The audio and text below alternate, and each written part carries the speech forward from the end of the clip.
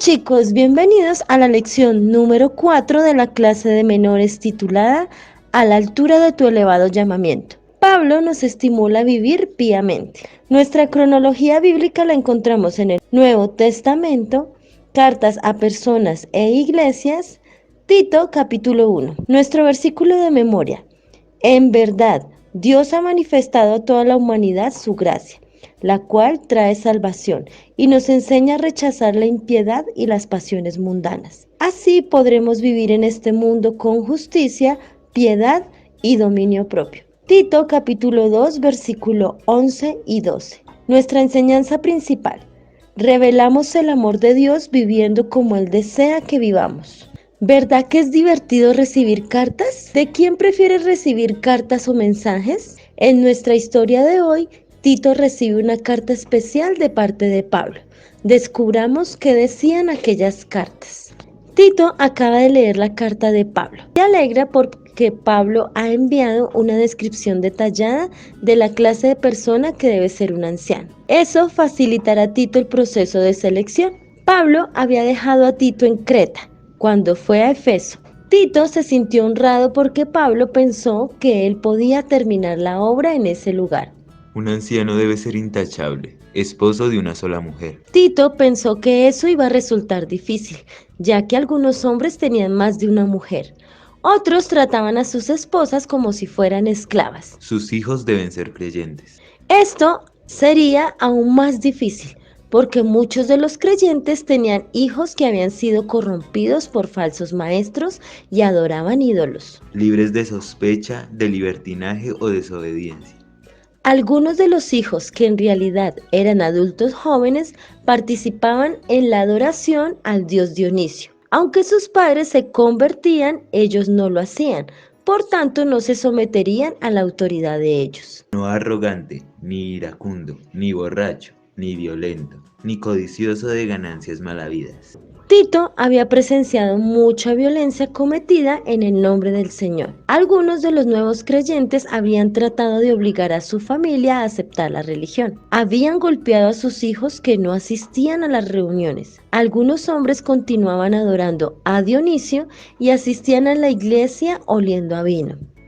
Tito quería ser justo con ellos, pero cuando interrumpían los servicios o trataban de discutir, se veía obligado a hacerlos salir del lugar. Algunos trataron de hacer a un lado a Tito y a otros dirigentes. Uno de ellos incluso trató de golpearlo. Ni codicioso de ganancias malavidas. Un cretente o habitante de Creta no sería cretense sino amar el dinero, había dicho uno de sus propios filósofos. Un miembro de la iglesia había dicho a Tito que la reputación de los creyentes era tan mala que una de las palabras vulgares para mentir es cretizar. Tito respiró hondo y saltó algunas líneas de la carta. Luego leyó: Debe apegarse a la palabra fiel, según la enseñanza que recibió, de modo que también pueda exhortar a otros con la sana doctrina y refutar a los que se opongan. Los falsos maestros y las enseñanzas erradas eran probablemente el peor de los problemas de los creyentes. Eso era así no solamente en Creta, sino que sucedía en todas partes. Pero en Creta había numerosos judíos, tanto dentro de la iglesia como fuera de ella. Los que estaban dentro de la iglesia trataban de poner numerosas restricciones sobre los nuevos miembros. Algunos querían que todos los conversos que no eran judíos se circuncidaran. Los que estaban fuera de la iglesia trataban de hacer que los nuevos miembros pagaran para escuchar sus enseñanzas. No solo eso, sino que algunos cretenses habían confundido a los creyentes verdaderos con los demás judíos. Como resultado, los cristianos no tenían una buena reputación en aquella ciudad. Cualquiera que fuera elegido como anciano tendría que poseer un carácter que lo pusiera muy por encima de todos, aún de los así llamados cristianos.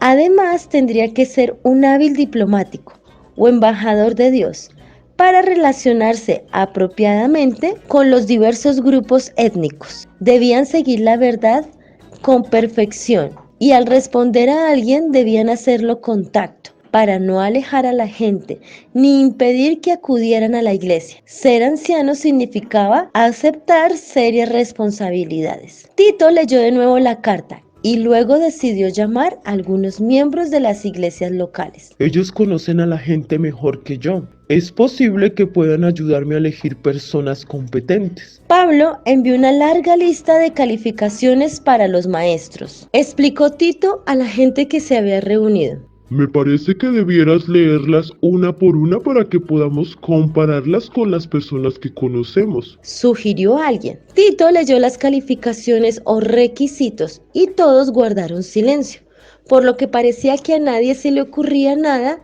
que valiera la pena. Finalmente, uno de ellos dijo: Pablo ha elevado mucho las normas.